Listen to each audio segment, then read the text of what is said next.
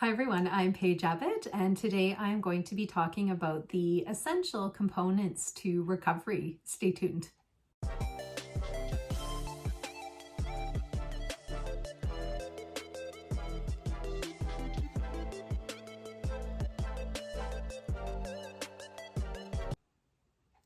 I would imagine that when you opened up this video, at this point you were probably anticipating that I might start talking about things like meditation, journaling, yoga, peer support groups, therapy.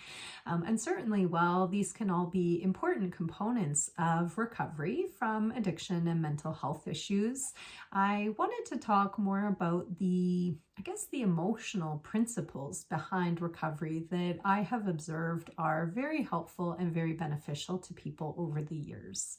So what am I meaning by those? That might have you a little bit more intrigued and a bit more curious. So stay with me here. Basically, the things that I wanted to talk about today are things like trust, things like honesty, and some other principles as well that are very important for recovery. So let's start with trust. Obviously, when people are acting out in addiction or struggling with mental health issues, there may not be a tremendous amount of trust within themselves. People often are not trusting their own thinking, their own behaviors, their actions, their thoughts, their feelings. There's just self-doubt about everything. And that is because those symptoms have prevented people from really being able to sit clearly in that seat of self, and therefore are starting to get confused about what's accurate. So there's internal lack of trust. And then, of course, there can also be an external lack of trust from the important people in your world, because often people will, not even necessarily intentionally, but there can be lies, holding back on information as a way to protect the addiction and mental health symptoms. However, this may not always be a conscious thing. Sometimes it is, but it's still a symptom. So it's not the person intentionally being a compulsive liar, wanting to go around their life and destroy relationships and destroy trust. These are symptoms of these conditions. So an important component of recovery is obviously to start to build or rebuild trust. An essential component of rebuilding trust is honesty.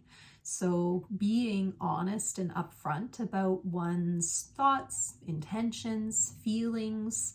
This can lead to oversharing. So another essential component of recovery is boundaries, knowing when to share, usually knowing the safety and the appropriateness of the audience and the circumstance, and also knowing when to hold back.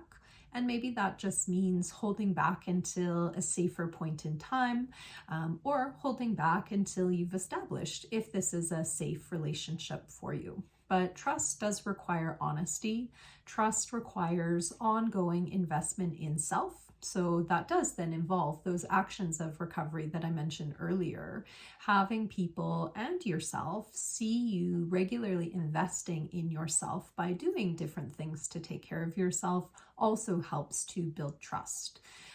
Honesty, even when there's challenges or uncomfortable things, rather than avoiding or trying to escape discomfort, which is what addiction is all about. Integrity is another essential component of recovery, and integrity pulls in the honesty that I mentioned before. It pulls in rebuilding trust with self and others, and it just involves being impeccable with your word. So if you say something, following through on that, rather than providing promises that are not going to be followed through on. Integrity also involves being present, being mindful, being engaged, being an active listener, and basically acting with authenticity. So having your outsides and your external behavior match your internal values and belief system. Another essential component of recovery is respect. Respect for self and respect for others, respect for the environment, respect for the world around you. Addiction can be a very insulating, some people call it a selfish condition, and that is true in the sense that the addiction trumps everything. So people can get very fixated on whatever it is that they're pursuing at the expense of everything else around them. So an important component of recovery is to start to rebuild that connection and that respect for self and others, rather than just chasing escape, relief, or reward through a substance or behavior. Another essential component of recovery is serenity. What a lovely thing. Can actually be difficult to sit with and accept once people get there, especially if the brain has become used to living in drama and chaos and explosiveness all the time. But serenity involves being able to know when to react and act, when to stop, and when to just be and engage in the process and let things unfold, rather than feeling that you have to control something or manage an outcome or fortune tell what the future should hold, but being okay to let things unfold a bit more naturally, a bit more organically. That this is a strong component of serenity. And another essential component of recovery is humility. Addiction can involve such ego, because again, that can be a defensive mechanism to protect the person from their inherent insecurities, the inauthentic way that they're living. It feels awful. So there's a lot of ego defense mechanisms that get pulled in order for addiction to continue. So humility is not putting yourself down. That's what addiction does.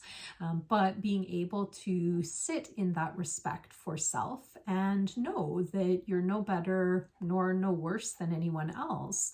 So just understanding when to maybe step back and let other people shine, speak their ideas, speak their truth and statements, and when to share. So it's really taking that selfish ego out of the equation and being able to recognize your value, your worth, to have self-love and to have self-respect, but also have love and respect and care for those around you.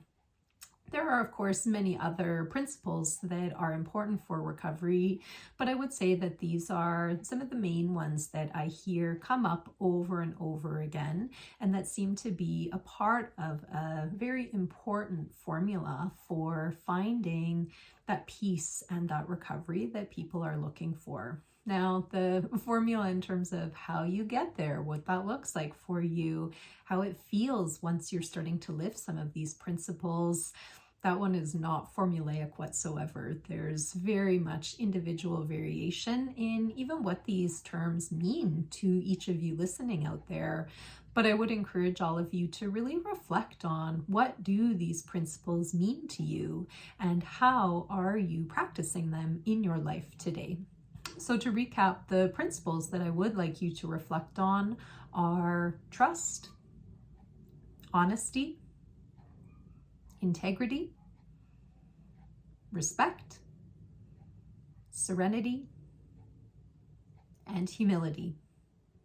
And if you really want to challenge yourself, you can throw in boundaries to that. I wish you all the best in this exploration of health and recovery. These are all big topics, big principles, so no pressure that you have to reach any sort of destination with them. They're an ongoing work in progress for all of us, but it is important to be aware that they are important and they are things that we need to pay attention to. And every once in a while, an evaluation of where you're at, how you're incorporating these principles into your life and recovery can be very helpful. So I wish you all the best in doing that. Thanks for tuning in. Take care and bye for now.